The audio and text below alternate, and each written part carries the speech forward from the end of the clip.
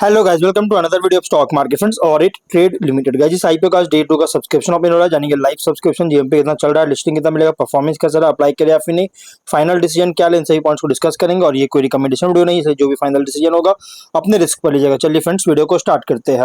तो guys IPO 29 को open हुआ था 2 जून, कल के दिन क्लोज किया जा रहा है। 5 जून का लिस्टिंग डे, 10 रुपीज का face value, 70 rupees, sorry 70 rupees का प्राइस बैंड, 2000 शेयर्स लॉट्स है, fresh capital, fixed price IPO, 27 crore का issue size, 39 lakh shares issue किया गया। Giriraj stock broking market maker BSC SME पे लिस्टिंग किया जा रहा है।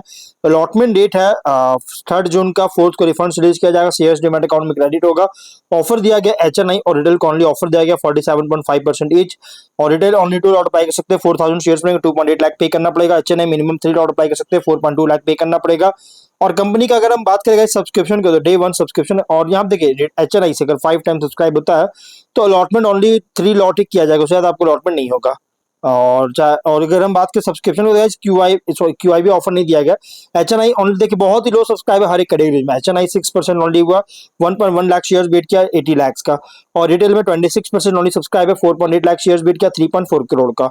टोटल 16% सब्सक्रिप्शन है, 6 लाख शेयर्स बीट किया 4.2 करोड़ का। 137 एप्लीकेशन सबमिट हुआ, जो कि बहुत ही अंडर सब्सक्राइब देखने को मिला है। अगर हम जीएमपी की बात करेंगे तो इसका जीएमपी जो है 13 रुपीज का ट्रेड कर रहा है। 18.5% का लिस्टिंग गेन एक्सपेक्ट कर सकते हैं, जो कि एक मॉडरेट लिस्टिंग आप एक्सपेक्ट कर सकते हैं। 83 रुपीज का एस्टिमेटेड लिस्टिंग प्राइस, 26,000 रुपीज का एस्टिमेटेड प्रॉफिट सिंगल लॉट में मिल सकता है। अगर हम बिजनेस की बात करेगा तो कंपनी का जो बिजनेस है, अगर देखा जाए तो देखिए कंपनी का बिजनेस टेक्नोलॉजी मटेरियल्स और इंडस्ट्रियल का ट्रेडिंग, डिस्ट्रीब्यूटिंग और सप्लाई में इंगेज है, जो कि कंपनी 3 बिजनेस वर्टिकल्स में डील करता है, जिसमें फर्स्ट है पॉलीमर्स या पेट्रोकेमिकल्स, सेकंड है लिथियम आयन, और थर्ड है सोडियम आयन सेल्स, ये एक ही है। और थर्ड है गाइज इलेक्ट्रिक व्हीकल चार्जर्स, मतलब कि इलेक्ट्रिक वीसी, ईवीसी मतलब की है।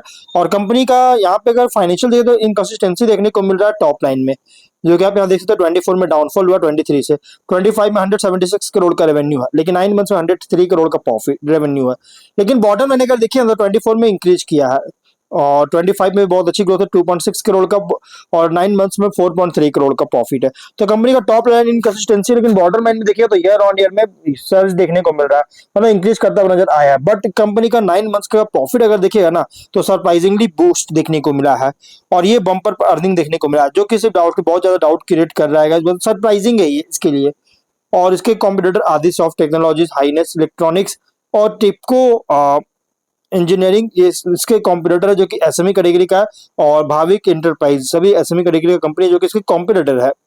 अगर हम बात करें इस कंपनी के ऑब्जेक्टिव का, तो वर्किंग कैपिटल रिक्वायरमेंट फंड करना चाहता है, लोन रिपेमेंट या प्रीपेमेंट करना चाहती है, जनरल कॉर्पोरेट पर्पस के लिए फंडिंग चाहता है।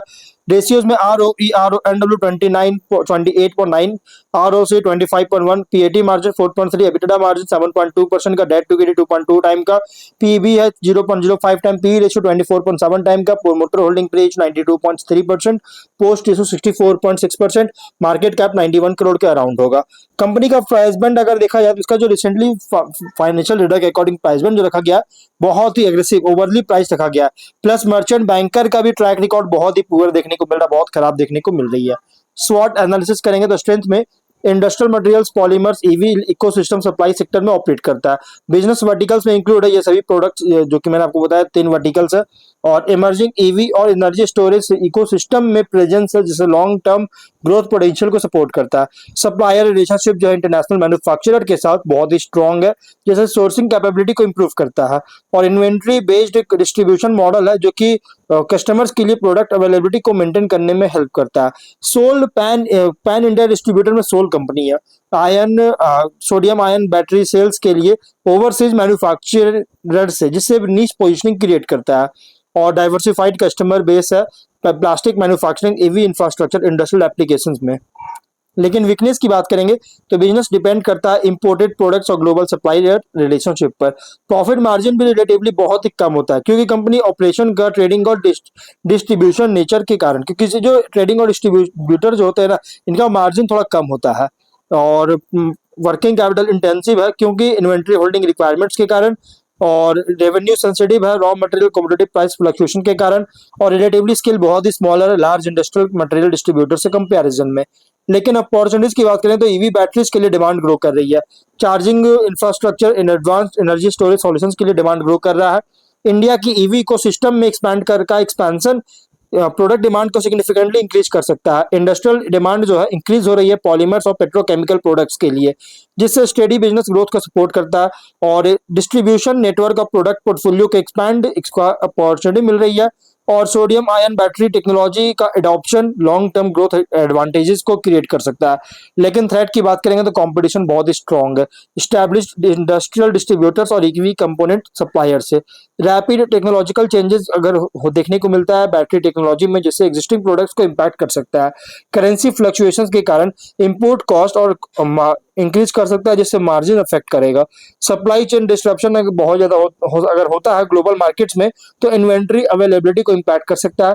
गवर्नमेंट का पॉलिसी है जो कि अगर चेंज होता है इंपोर्ट्स, ईवी सब्सिडीज या इंडस्ट्रियल मटेरियल्स से रिलेटेड, तो गैस बिजनेस डायनामिक्स को अफेक्ट कर सकती है।